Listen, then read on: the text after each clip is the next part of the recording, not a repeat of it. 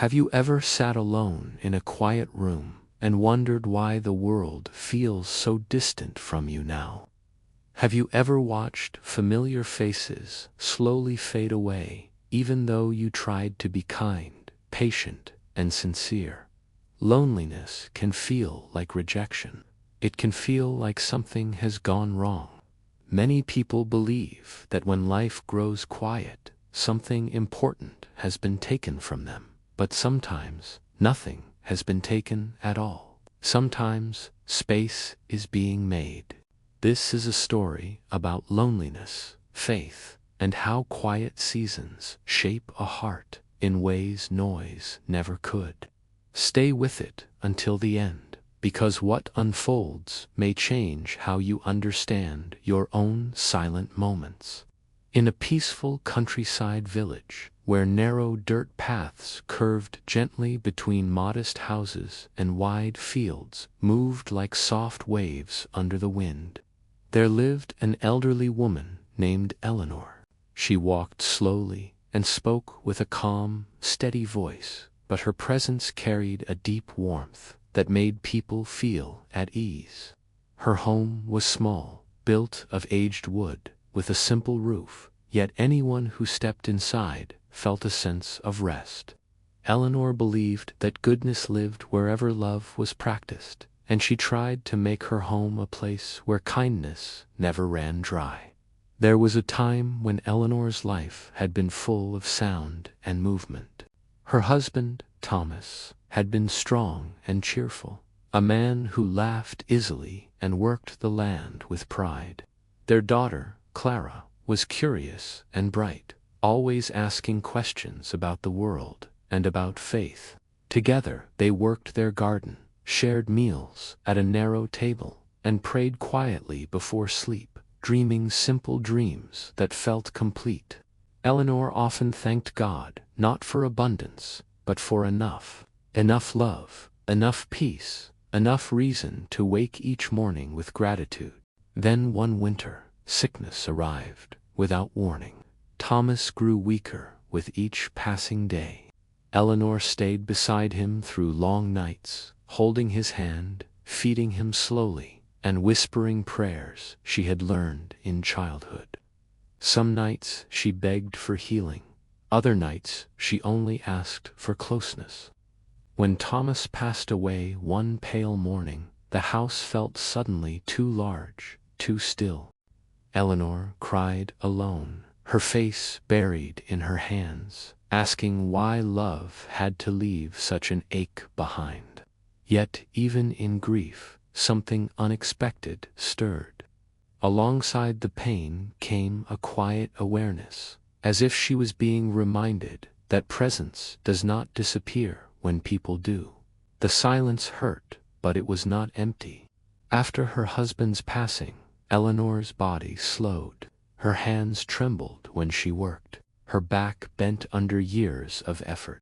Still, she moved through her days with prayer. She believed that strength was never given all at once, only in small portions for the day ahead.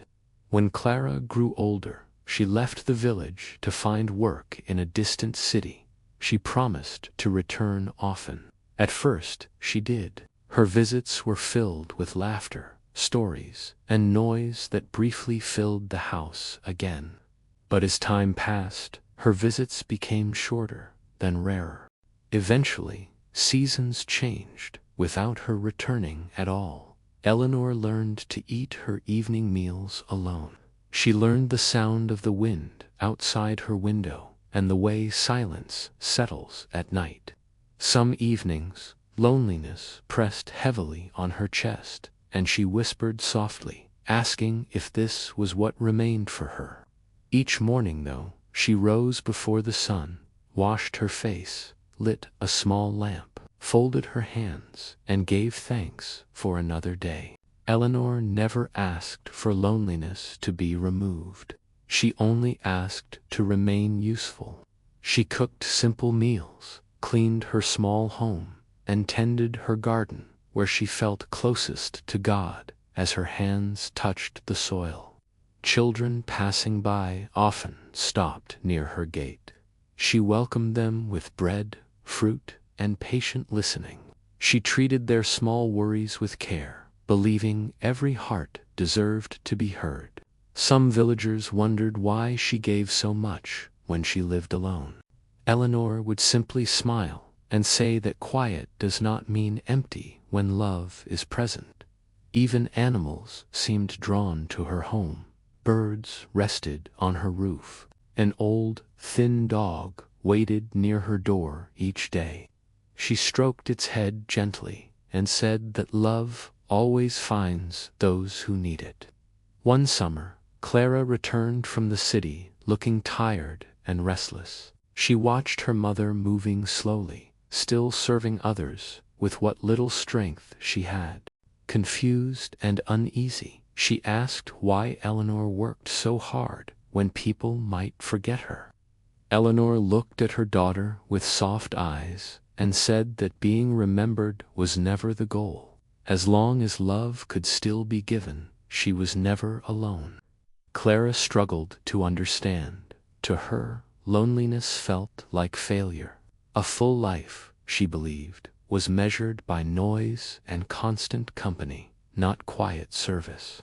That evening, a weary traveler came asking for food. Eleanor welcomed him without hesitation. Before leaving, he offered a simple blessing, hoping her kindness would return to her when her strength was gone. Clara heard the words, but their meaning had not yet reached her heart. As months passed, Eleanor's health weakened further. Her steps grew shorter, and her nights felt longer. Some evenings, loneliness returned with force, and tears fell freely. Yet, instead of bitterness, her prayers deepened. She trusted that something was being shaped within her, even if she could not yet see it. One harsh winter, she became very ill. She could no longer stand or cook. When word spread through the village, something unexpected happened. People arrived from every direction. Women brought warm soup and medicine. Children sat beside her bed, fanning her gently. Men stood outside her home, praying quietly. In that moment, Eleanor understood that none of her love had been wasted. Every quiet act had been kept. Clara rushed back when she heard the news. When she entered the house and saw so many people caring for her mother, something in her finally broke open. Sitting beside the bed, she cried and said that Eleanor had never been alone. Eleanor smiled weakly and whispered that love is never taken away, only moved. After her recovery, Clara begged her mother to come live with her in the city. Afraid of another loss, Eleanor prayed and felt peace. She sensed that a new door was opening. City life was crowded and loud. At times, Eleanor felt lonely even among people. But one day, Clara took her to a home for orphaned children and asked if she would like to help there. Tears filled Eleanor's eyes. She knew her quiet seasons had prepared her for this. She cooked, told gentle stories, prayed softly, and held children when they cried. They began to call her Grandma Eleanor, and her heart felt full in a new way. Years passed. Eleanor's body grew weaker, but her spirit remained steady. When she passed away peacefully, children, neighbors, workers, and strangers gathered to honor her life. Clara stood quietly, finally understanding that her mother's lonely seasons had never been empty. They had been guided.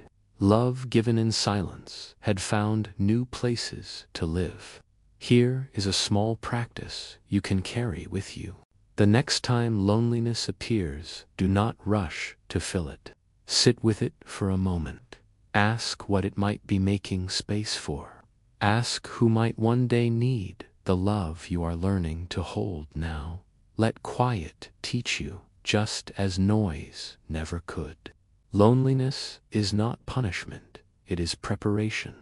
Loneliness is not punishment, it is preparation. If this story touched your heart, gently like, share, and subscribe so more quiet stories can reach those who need them.